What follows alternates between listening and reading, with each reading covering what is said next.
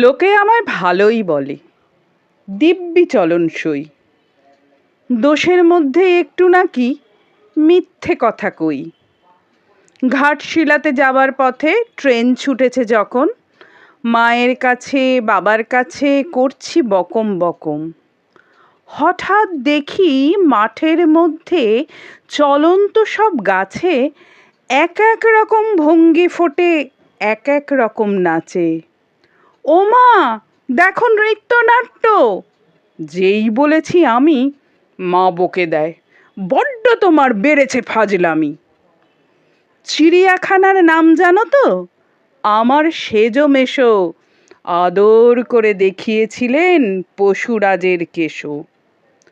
কদিন পরে চুন খসানো দেয়াল জুড়ে একি ঠিক অবিকল সেই রকমই মূর্তি যেন দেখি। ক্লাসের মধ্যে যেই বলেছি সুরঞ্জনার কাছে, জানিস আমার ঘরের মধ্যে সিংহ বাঁধা আছে।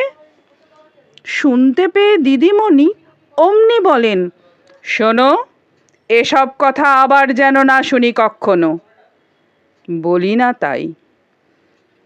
না তাই সেসব কথা, সামলে থাকি খুব।